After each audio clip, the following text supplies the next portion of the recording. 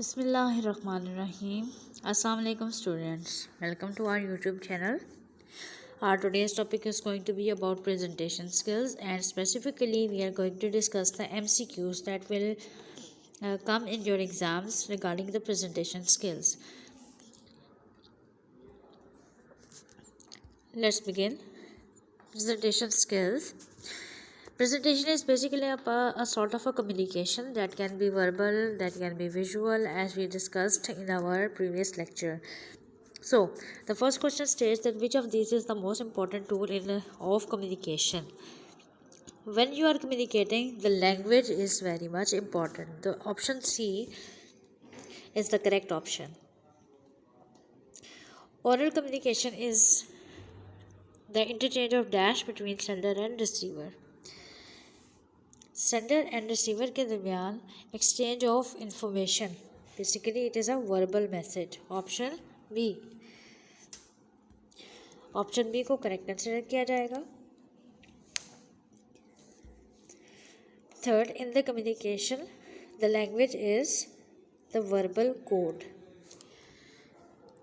Language को verbal code कहा जाता है जिसके थ्रू कम्युनिकेशन कैरी आउट की जाती है.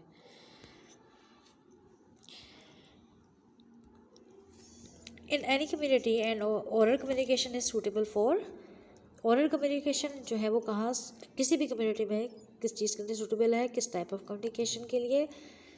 फेस टू फेस, यानी कि when you are in front of the person. When you are preparing for an oral presentation you should, what are the points that you should keep in mind? Number 1 says the focus on the objectives of the presentation, कि आपका मकसद क्या है. Practice your speech in front of a mirror or friend. ये सबसे effective method होता है किसी भी तरह की प्रेजेंटेशन देने के लिए. बच्चों को जो हम सिखाते हैं कि डिबेट वगैरह या डिस्कशन में पार्टिसिपेशन करनी है, स्पीच करनी है, तो मिरर के सामने जो है वो प्रैक्टिस करें या अपने फ्रेंड्स को सुनाएं. Number C option is do rehearsals to time your presentation of slides. कि टाइमिंग मैनेजमेंट के लिए प्रेजेंटेशन की आप स्लाइड्स को रिहर्स करें.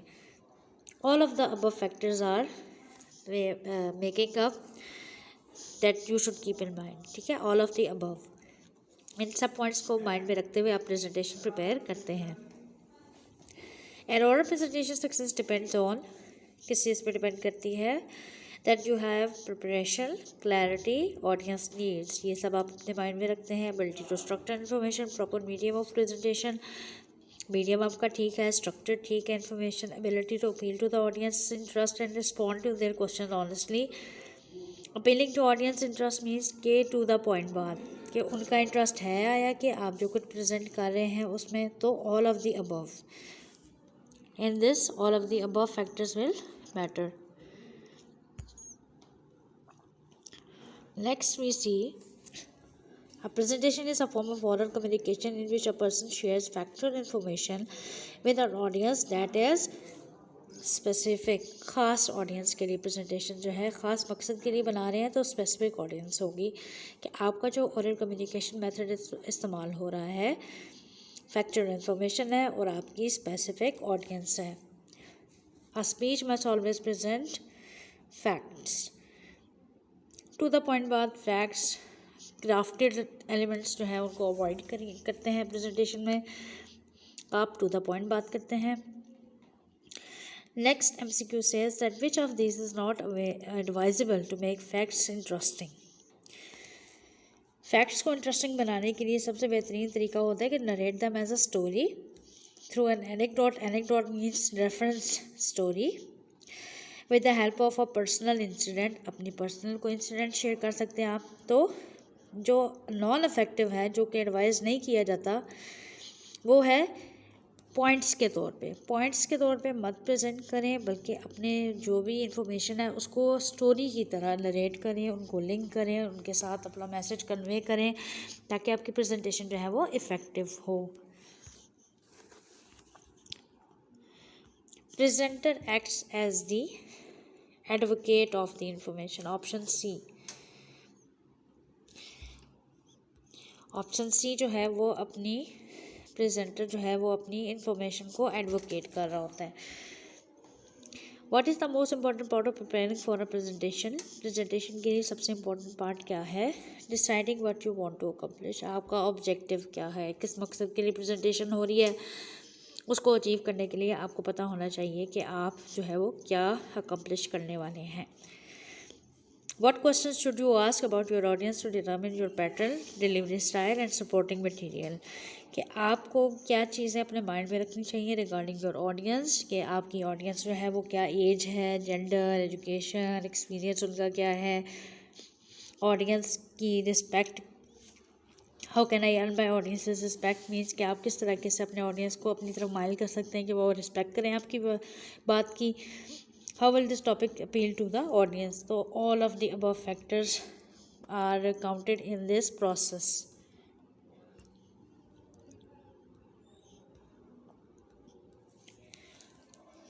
The three major elements of presentation do not include three major, यानी जिनके बगैर आप प्रेजेंटेशन नहीं कर सकते, ठीक है, वो कौन से ज़रूरी एलिमेंट्स हैं?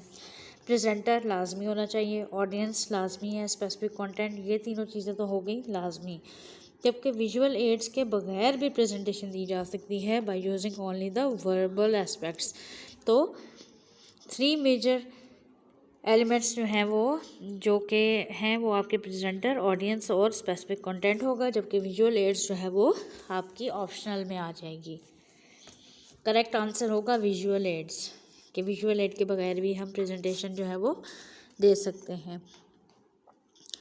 The audience for a presentation consist of people who, के ऑडियंस, प्रेजेंटेशन के लिए ऑडियंस जो होती है उसमें वेरिएड लेवल ऑफ इंफॉर्मेशन और पर्पस भी होता है, कि हर कोई बंदा सेम पर्पस के लिए कोई भी प्रेजेंटेशन अटेंड नहीं कर रहा होता, ठीक है, वेरियस पर्पसेस होते हैं।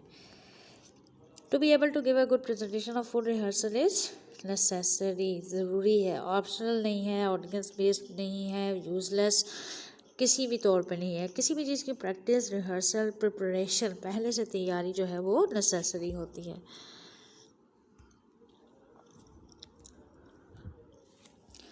To make a presentation effective and impressive, you should use a simple and active form of sentence. Simple sentences लिखें, to the point हो, active voice में आप यूज़ करें। In selecting presentation technologies, it is important to select technologies that are क्या compulsory है, that are available and can be used at the presentation location. आपकी presentation किस जगह पे है, आया कि ये रिसोर्सेज वहाँ पे अवेलेबल होंगे, आप उस सब चीज़ों को माइंड में रखते हुए अपने प्रेजेंटेशन को तैयार करें। कुछ जगहों पे प्रेजेंटेशन देने के लिए आपके पास पीपीटी की सहूलत नहीं होगी, प्रोजेक्टर नहीं होगा, तो आपके पास ऑप्शन होता है कि आप हैंड आउट्स दे दें, या आप चार्ट्स ले लें, या पिक्चर्स जो है वो डिस्प्ले कर दें, मतलब चार्ट के ऊपर फिजिकल फॉर्म में। To become more effective, you need to take control of all of them. Material का आपको पता हो, ऑडियंस क्या है, yourself, आपको अपना भी सेल्फ कंट्रोल भी होना चाहिए कि आप एवरी काइंड ऑफ क्वेश्चन के लिए तैयार हो, कि ऑडियंस आपसे उल्टा सवाल भी पूछ सकती है, that can make you aggressive, but you should control yourself. It is said that people remember about 20% of what they hear, कि जो वो सुनते हैं 20% उनको याद रहता है, and over 80% of what they see, 80% visual effect जो है वो उनको याद रहता है। तो visual aid include, visual aid जो है वो किस किस तरह से या कौन सी ऐसी चीज़ें हैं जो कि विजुअल एड में काउंट होती हैं? जेस्चर्स, आपके हैंड एक्सप्रेशंस, आपके बॉडी एक्सप्रेशंस, आपके फेशियल एक्सप्रेशन, ये सब कुछ, flip charts, all of these are included in the category of visual aids. So we will select the option all of them.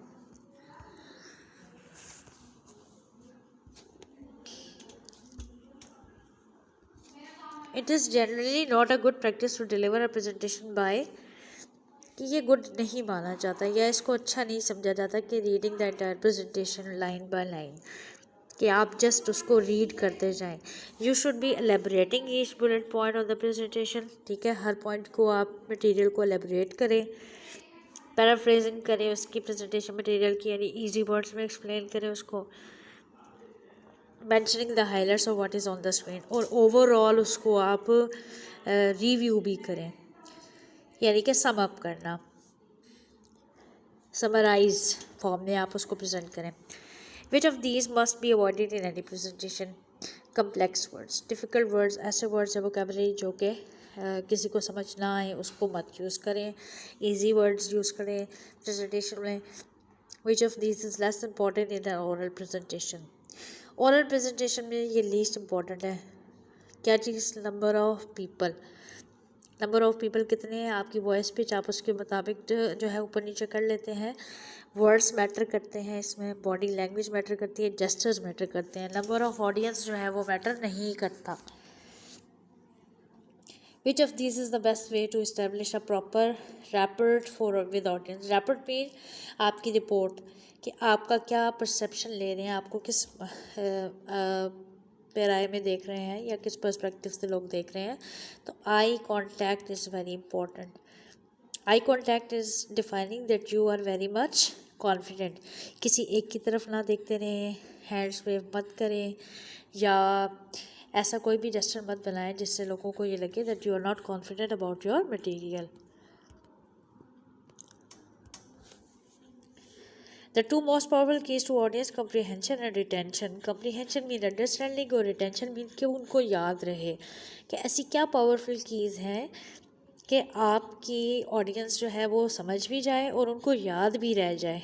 कि during a presentation or good organization and कि आपकी organization good है। और दूसरा ऐसी क्या चीज़ आप इस्तेमाल करेंगे कि आपके जो ऑडियंस है उनको वो याद भी रह जाए और समझ भी आ जाए।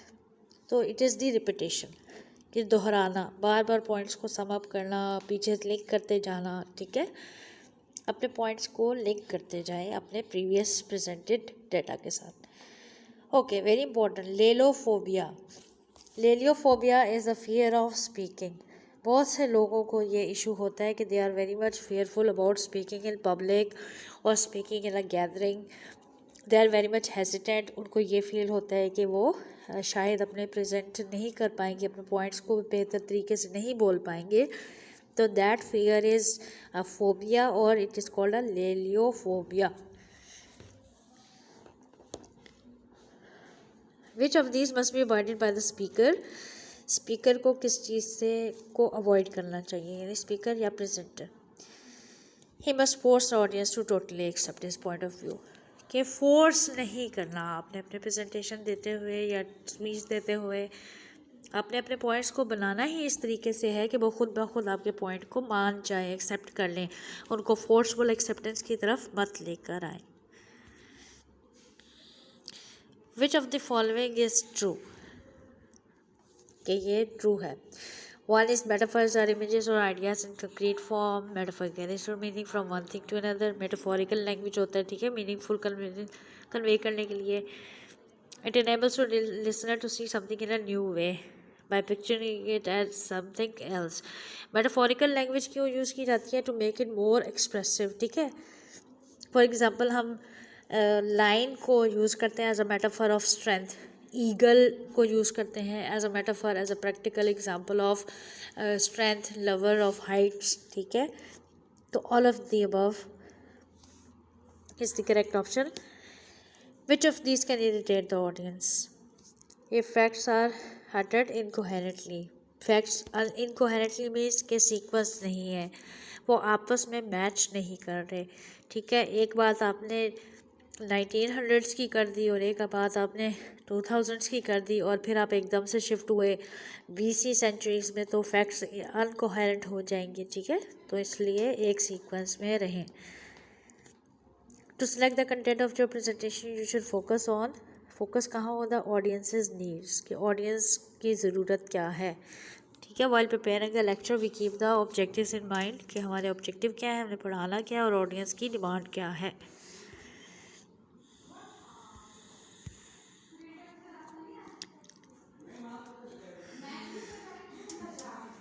विच of these can be use to overcome stage fear? Stage fear obviously ये बहुत इंपॉर्टेंट है, जैसे लेलियोफोबिया है, स्पीकिंग का फियर है, इसी तरह स्टेज फियर होता है।